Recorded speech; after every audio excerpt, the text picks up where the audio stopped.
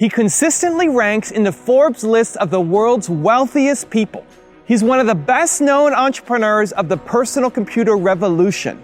He is the second most generous philanthropist in America, having given over $28 billion to charity. He's Bill Gates, and here are his top 10 rules for success. When I started Microsoft, I didn't think of it as all that risky. I mean, I was so excited about what we were doing. It's true I could have gone bankrupt, but you know, I had a set of skills that were highly employable, and in fact, my parents were still willing to let me go back to Harvard and finish my education if I wanted to. You've always got a job with me, Bill. And the thing that was scary to me wasn't quitting and starting the company. It was when I started hiring my friends and they expected to be paid. And then we had customers who went bankrupt, customers that I'd counted on to come through. And so then I got this incredibly conservative approach that I wanted to have enough money in the bank to pay a year's worth of payroll, even if we didn't get any payments coming in. And you know, I'm almost true to that the whole time. We have about 10 billion now, which is pretty much enough for the next year. Anyway, you know, if you're going to start a company, it takes so much energy that you know it better overcome your feeling of risk. I don't think that you necessarily, if you're going to start a company, should do it at the start of your career. I think there's a lot to be said for working for a company, learning how they do things. You know, if you're young, it's hard to go lease premises. They made that hard for me. You couldn't rent a car when you were under 25 at the time, so I was always taking taxis to go see customers. The people would, you know, people would say, well, we're going to go have a discussion in the bar. Well, I couldn't go to the bar.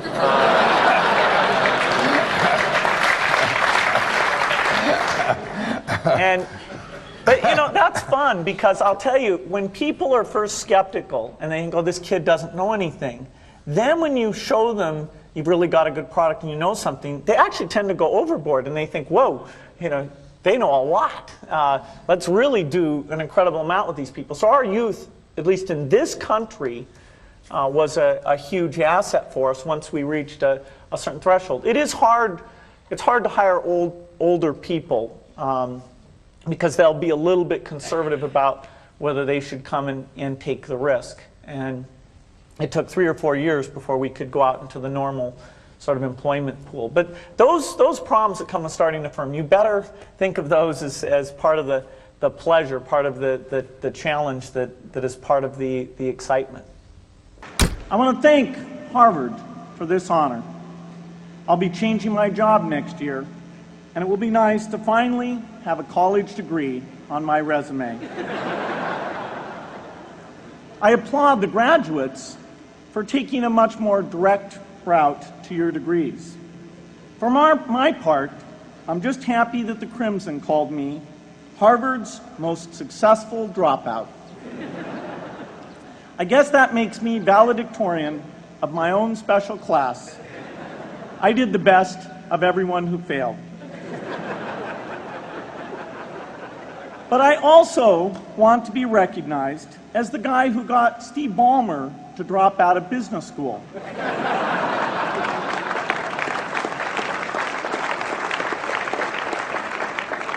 I'm a bad influence. That's why I was invited to speak at your graduation. If I'd spoken at your orientation, fewer of you might be here today. I'm in meetings a lot. My calendar gets very full with those, and then at night, after the kids have gone to bed, I'm on email a great deal. I get messages during the day. That's my chance to give long responses. And then over the weekend, I send a lot of mail as well. I take 2 weeks a year to just go off and read and think, where I'm not interrupted by work or anything else. I'm just solidly trying to think about the future, and people get to send me things to read as part of that so-called Think Week. So it's a nice mix of things. About 25% of the time that I'm out traveling around, meeting with customers, Europe, Asia, and that sort of helps me think, okay, do we have the right priorities? What are people responding well to, and what would they they like to see us do better. Hello, I'm Bill Gates, Chairman of Microsoft. In this video, you're going to see the future, Windows. Microsoft first came up with the Windows concept back in 1983. And today, the leading software users have switched into the Windows environment. It's really incredible how quickly our powerful applications like Word and Excel and PowerPoint have been adopted. It's not just Microsoft applications. Even companies like WordPerfect and Lotus have now come out with Windows applications. And every week we see new innovative work. It's really attracting all the innovation in the industry. We predicted this a long time ago, and now it's the future. The key point there is you've got to enjoy what you do every day. And for me, that's working with very smart people. It's working on new problems. You know, every time we think, hey, we've had a little bit of success, we're pretty careful not to dwell on it too much because the bar gets raised. I love bridge. Bridge helps you think. It's a game you can play your entire life and keep getting better and better. I think anybody who's good at bridge is going to be great at a lot of things. So I really encourage people to get involved, and I want to thank the people who've put things together for juniors. They'll be thanking you the rest of their life because bridge is such a great sport. I talked to my dad, I talked to Warren, I talked to my wife Melinda. So I have enough people that know me and actually know where my judgment isn't its strongest, where I might get overexcited about something or forget to think about something. And so they're good at correcting, particularly Melinda, good at correcting whatever those blind spots are. And I think it's good to encourage your friends and advisors to really give them that license. I can go to a party and forget to say hello to various people or something. That's a very minor example of my blind spots. Not to the hostess. Well, Melinda would help me do that. Yeah, she would, So, a small number of people that you can turn to on certain key things is a great asset. My best business decisions really have to do with picking people. Deciding to go into partnership with Paul Allen is probably at the top of the list. And then subsequently hiring a friend, Steve Ballmer. And having somebody who you totally trust, who's totally committed, who shares your vision and yet has a little bit different set of skills, and also acts as a check on you. Some of the ideas you come up with, you run by them because they're going to say, hey, wait a minute. Have you thought about this and that? And just, the benefit of sparking off of somebody who's got that kind of brilliance, it's not only made it fun, but it's really led to a lot of success. So picking a partner is crucial. I had one habit that I developed when I was at college that was actually a very bad habit, which was I like to show people that I didn't do any work and that I didn't go to classes and I didn't care. And then at the very last minute, like 2 days before the test, I'd get serious about it. And people thought that was funny. That was my positioning, the guy who did nothing until the last minute.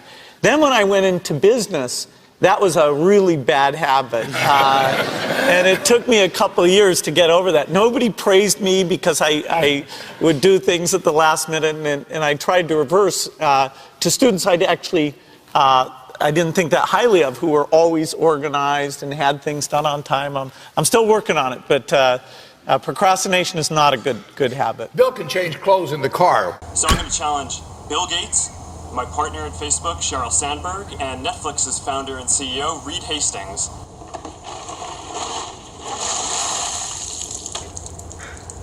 I'm glad to give to ALS. It's a great cause, but I want to accept this challenge. I want to do it better than it's been done.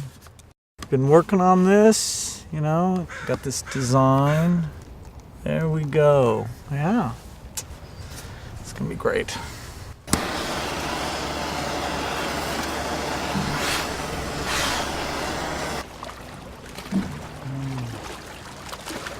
I'm here to join the people bringing attention to Lou Gehrig's disease by taking the ALS Ice Bucket Challenge. I'm going to challenge 3 more people: Elon Musk, Ryan Seacrest, and Chris Anderson of TED. Consider yourself challenged. You have 24 hours. Good luck.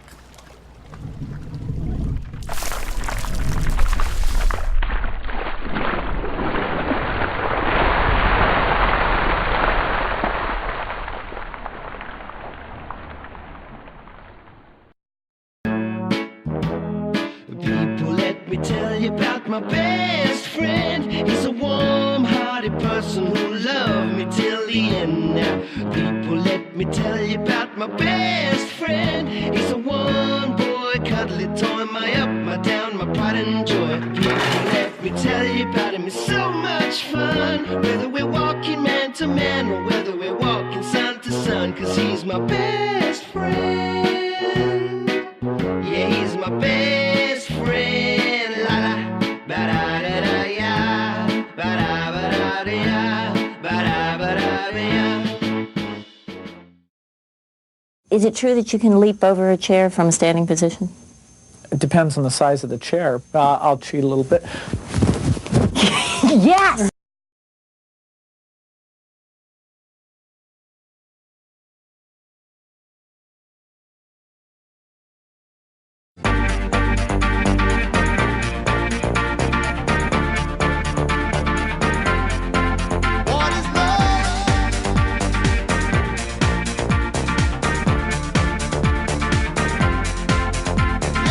By the way, I believe in winners and losers, and especially the freedom to fail. Who? Him? Who? Him? Who? Him? Him? Who? Me? I don't know. You're not there. I need da da. No way! What is love? Baby, don't hurt me. Don't hurt. Oh, behave.